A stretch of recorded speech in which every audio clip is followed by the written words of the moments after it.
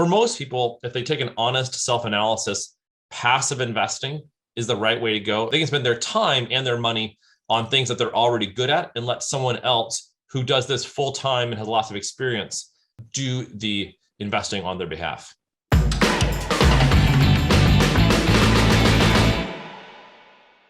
Hi, everybody. David and Drew with Nighthawk Equity here.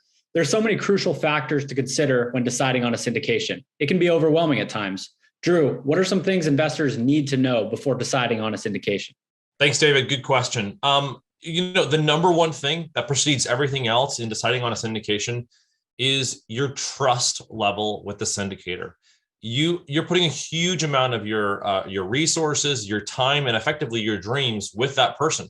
And so before you know whether they have the skills to do it, you need to know whether you trust them. And that is item number one.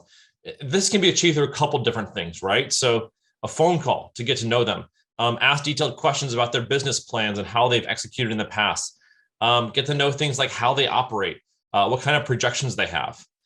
You also need to ask them about their track records. How long have they been doing this for? Have they gone full cycle on a deal before? What do their private placement memorandums look like? Can you go look at the legal documents before you need to go sign it and take a careful look at it? And then as you read through these things, as you look through their website, as you talk to other people, do you have the ability to follow up and ask more questions? So these are some of the things that you need to do to get that first thing dialed in, which is building trust with that operator. Now, understanding the operator and their track record is a great way to start. How can you ensure that you're evaluating the right things within these materials? Well, you need to ask yourself, what is their underwriting? Is their analysis of deals sensible and conservative? So ask yourself, what underlying assumptions are being made when they put together the returns? I can get spreadsheets to say anything, but I need to have them say what I really believe is going to happen based upon core, solid underwriting standards. So just two quick things. What are your exit cap rates? That's a little bit of a fancy term, but basically means, what do you think this thing's going to sell at off into the future? And it needs to be sound. A second thing is, how much do you expect rents to increase year over year? We've been in a period recently where rents have gone up a lot, but that's not historically accurate. If you just take the last 2 years and you take those rates and extrapolate them forward 5-6 years, yeah, every deal is going to look amazing, but you don't want to do that. You want to underwrite deals conservatively. So by having conservative exit cap rates and conservative rent growth numbers, I think you can have high confidence in the syndicator.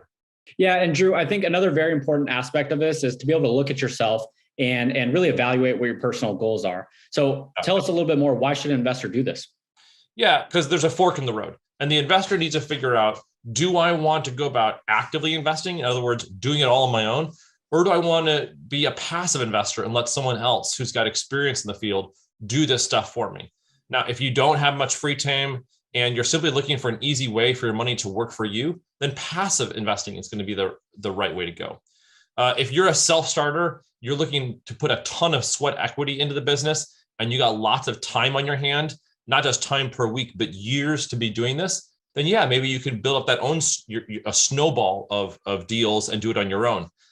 For most people, if they take an honest self-analysis, passive investing is the right way to go. They can spend their time and their money on things that they're already good at and let someone else who does this full time and has lots of experience do the investing on their behalf.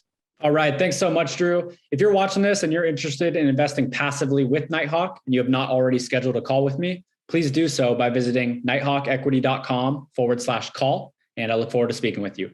Thanks so much, and we'll see you next time.